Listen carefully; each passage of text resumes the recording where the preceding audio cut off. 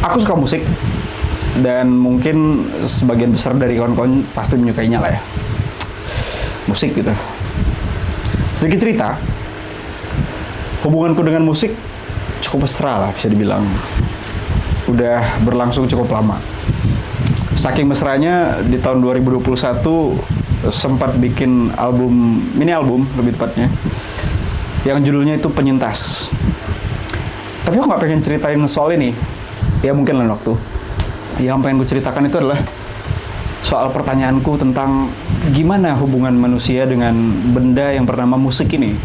Mengapa bisa sebagian besar orang dipengaruhi dengan medium yang satu ini?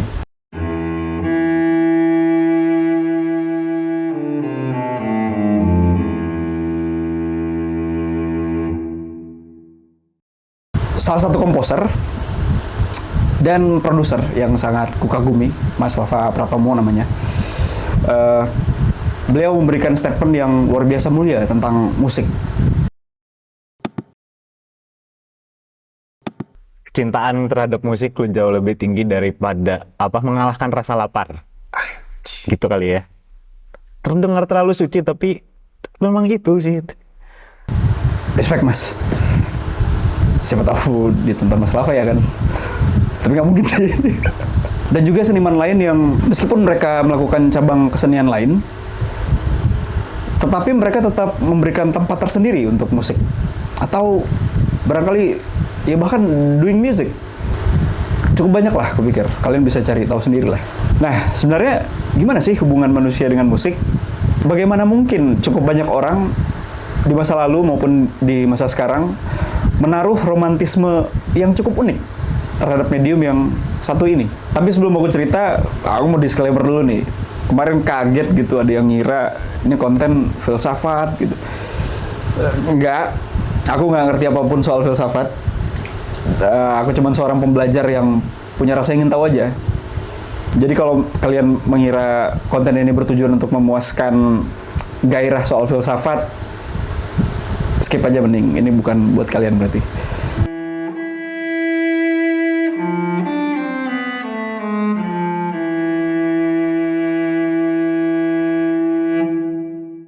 Oke, mulai dari mana ya? Mulai dari rokok kayaknya. Karena konten ini bakal panjang, beragak rileks ya kan? Panjang betul kreteknya.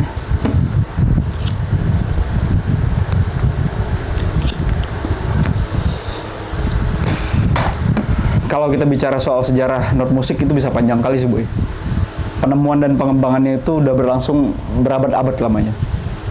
Arkeolog berasumsi musik jadi tanda ledakan budidaya manusia Eropa sekitar di tahun 30.000, 60.000 tahun yang lalu.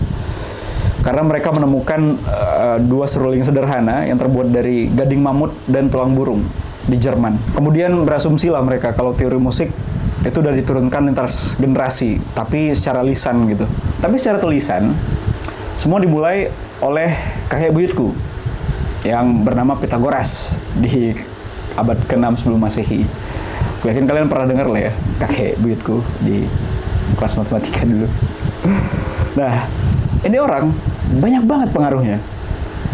Matematika, filsafat, astronomi. Saking banyaknya aku sempat mikir, nih orang sejenius ini betulan ada nggak sih?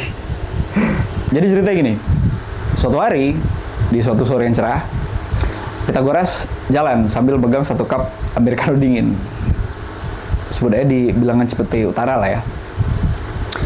Nggak berapa jauh dari situ, dia mendengar seorang pandai besi yang bernama Roni sedang memalu besinya. Pythagoras mendekat lah ya kan, karena ada sesuatu yang memicu rasa ingin tahunya. Diamatinya lah palu yang menghantam besi itu. Mikir dia gitu kan. Kenapa om? Tanya Roni gitu kan. Ron, besok bisa nggak kau buatin aku palu yang beratnya itu 2 kali lebih besar daripada palu yang aku pegang itu, dan pukul itu besi secara bersamaan? Bisa nggak? Tapi buat apa? Ya nggak ada, aku penasaran aja sih. Ayo rugi lah aku, ada untungnya juga buat aku. Ayo udah nih duit. Besoknya Pythagoras datang lagi, dan Roni udah siapin palu yang diminta. Lalu dipukulnya lah besi itu secara bersamaan dengan kedua palu itu.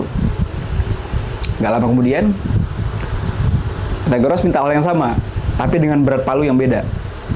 Roni disuruh bikin lagi 2 palu, yang satu beratnya 4:3, yang satu lagi 3:2 dari palu yang pertama. Wah, ongkosnya bisa lebih mahal nih, bos. Pythagoras sadar saat itu dia punya uang pas-pasan gitu kan untuk pesan ojek online. Tapi karena rasa penasaran, hari itu dia pulang jalan kaki. Hari berlalu dan seminggu kemudian mereka ketemu lagi. Seperti biasa, Pythagoras mengamati palu-palu yang diayun oleh Roni. Setelah itu beliau pulang dan mengambil kesimpulan bahwa palu dengan rasio 2:1 atau oktav memiliki karakter konsonan. Sementara palu dengan rasio 4:3 atau perfect fourth itu karakternya disonan. Dan palu dengan rasio 3:2 atau perfect fifth itu karakternya juga konsonan. Dari sana dia mulai mengamati tuh hubungan numerik antara matematika dan interval musik. Dia juga mulai menghitung tuh sekaligus mengungkap proporsi matematis yang merupakan peraturan awal skala musik. Nggak sampai di situ, Pythagoras mulai tuh menggabungkan interval-interval ini dan kemudian mulai menciptakan nada-nada lain untuk membentuk tangga nada mayor. Dan dari perhitungan matematisnya ini maka lahirlah teori musik. Sekaligus jadi dasar lahirnya alat musik senar dan kecapi. Karena pengetahuan tadi jadi semakin mudah baginya untuk mengukur nada. Dia tahu senar yang bergetar berhubungan dengan panjang senar tersebut. Dan sejak saat itu pun teori musik semakin berkembang hingga saat ini. Ditandai dengan lahirnya komposer-komposer kenamaan di tiap zaman. Dari zaman medieval, barok, hingga peralihan klasik dan romantik. Dimana komposer kesukaanku ada di sini nih. J.S. Bach dan Chopin. Chopin apa Chopin ya? Frederick Chopin. Yang menarik, di peralihan zaman itu, lahir juga seorang filsuf pesimis terbesar yang bernama Arthur Schopenhauer yang dengan berani merumuskan filsafatnya tentang musik yang mengatakan bahwa musik adalah cabang seni tertinggi. Wah, berani betul nggak tuh klaim beliau ya?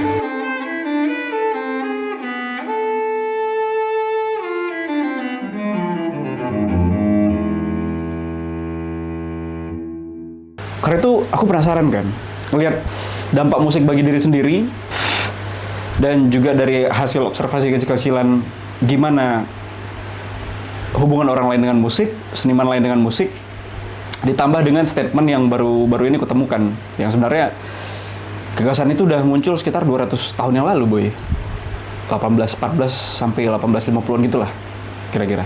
Nah, pertanyaannya, kenapa Om Arthur ini sampai berani menyatakan statement itu ya? Jadi, sebelum ku ceritakan kenapa beliau berani bilang bahwa musik adalah cabang seni tertinggi, kita mesti balik ke teori dia soal penderitaan dan kehidupan. Karena berkaitan. Jadi singkatnya gini, Om Arthur ini kan ngeluarin buku yang berjudul The World as Will and Representation. Di buku ini, Om Arthur berteori kalau dunia itu terbagi atas 2 aspek.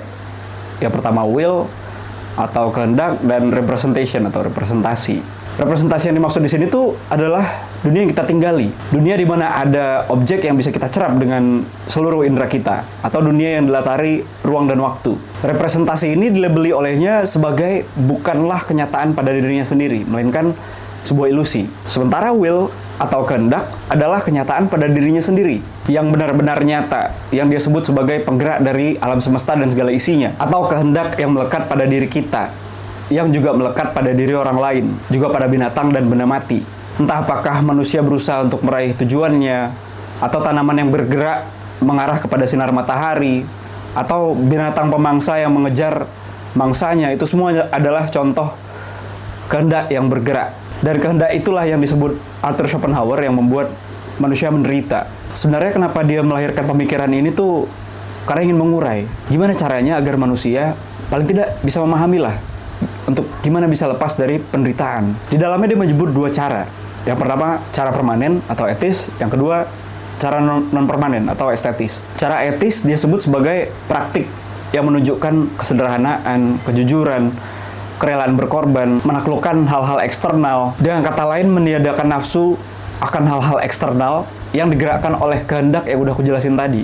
Nah, cara yang kedua yang beliau sebut sebagai cara estetis, yaitu dengan melibatkan medium seni apapun yang bisa membuat manusia bisa lepas sementara waktu dari penderitaan. Nah, menurut beliau, ketika kita menikmati suatu karya seni, kita melupakan penderitaan sementara waktu. Kita terpisah dari kehendak. lepas dari harapan. Benar-benar bebas lah dari urusan diri kita sendiri. Dan khusus musik, beliau ngasih tempat berbeda. Dia bilang, musik ada di tempat tertinggi yang nggak terjangkau. Alasannya karena musik bukanlah hasil representasi dari dunia ini. Maksudnya nggak ada dijumpai salinan atau tiruan dari suatu eksistensi yang ada di dunia ini. Karena ketika kita menikmati suatu karya musik, kita tidak menikmati suatu salinan dari dunia ini, tapi sesuatu yang lain. Beda cerita ketika kita menikmati suatu karya lukis yang bukan abstrak ya.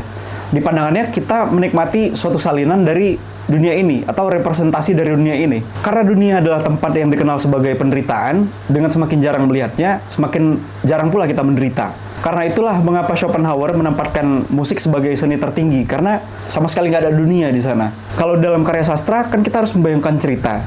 Nah itu nggak terjadi di musik. Beliau sebut musik adalah ekspresi murni, sifat terdalam dari realitas kita, membawa kita lepas dari dunia representatif yang penuh dengan ilusi. Itulah sebabnya kenapa efek dari musik begitu kuat dan merembes daripada seni-seni lainnya. Karena musik nggak membicarakan bayangan, tapi dia membicarakan dirinya sendiri. Musik nggak mengekspresikan gagasan, ide, atau menyatakan perwujudan dari kehendak. Tapi baginya musik adalah kehendak itu sendiri. Mungkin musik yang beliau maksud ini musik-musik klasik dan instrumental gitu kali ya. Karena masuk akal juga, tulisan beliau kan muncul di era-era klasik dan romantik. Tapi kira-kira gitulah. Tapi bentar-bentar. Kalau kehidupan yang sekarang ini kita lihat, isinya adalah kehendak, berarti kan sama aja beliau mengatakan bahwa kehidupan ini isinya penderitaan, kan? Anjrot, muram betul pandangannya, boy. Pantes jadilah beli filsuf pesimis terbesar dalam sejarah ya. Tapi kadang aku mikir, boy, kalaulah berangkat dari pemikiran beliau, kalau untuk bisa lepas dari penderitaan adalah dengan melepaskan hal-hal eksternal, meniadakan kehendak gitu, itu artinya ngapain aku bikin channel YouTube ini ya gak sih? Kan tujuannya untuk menghasilkan uang. Uang dihasilkan untuk membeli kebebasan. Kebebasan digunakan untuk mendekati kebahagiaan. Apa jadi serba salah? Ya, anyway, ini kan beliau bicara dalam ranah metafisik ya. Sempat juga aku nyari tahu gimana dampak musik bagi otak, dampak musik seberapa kuat gitu. Tapi dari jurnal neuroscience yang aku cari tahu kemarin, jurnal tahun 2006 gitu, sederhananya mengatakan bahwa ya kita memang di-setel untuk musik. Ada kepekaan khusus secara musikal dalam diri kita. Kepekaan yang membuat kita lepas kendali, yang membuat kita dalam keadaan trans, dalam arti baik ataupun buruk. Tapi jurnal tersebut masih belum memberikan jawaban nih. Walaupun jurnal itu juga dengan lugas mengatakan bahwa musik memang powerful itu, tapi masih belum diketahui kenapa alasannya. Sayang banget kan, padahal jurnal itu terbit 14 tahun setelah ranah neuroscience mengalami kemajuan besar. Di tahun 92 sempat tercipta sebuah alat gitu untuk mengetahui cara kerja otak secara real time, namanya functional magnetic resonance imaging. Tapi tetap aja masih belum nyentuh pertanyaan kenapa musik begitu kuat. Dan malahan jurnal itu ditutup dengan pernyataan hipotetikal gitu, bahwa pertanyaan tentang mengapa musik begitu kuat itu berarti sama dengan pertanyaan yang menyentuh inti dari keberadaan manusia. Apa jadi? Ya, segitu dulu lah konten kali ini. Mungkin ada penelitian baru yang aku belum temukan, yang mungkin kalian tahu, yang bisa kalian bagi mungkin di kolom komentar. Apapun pendapat yang bisa kita diskusikan bersama. Sekali lagi, makasih buat kalian yang udah nonton sampai di menit ini ya. Semoga bisa bermanfaat. Bermanfaat apa ya, yang ada bukan malah ngebagi sesuatu, malah ngasih pertanyaan baru ya kan. Ya, sekali lagi makasih. Salam kenal, nama aku Muhammad Sidik. Sampai jumpa lagi ya.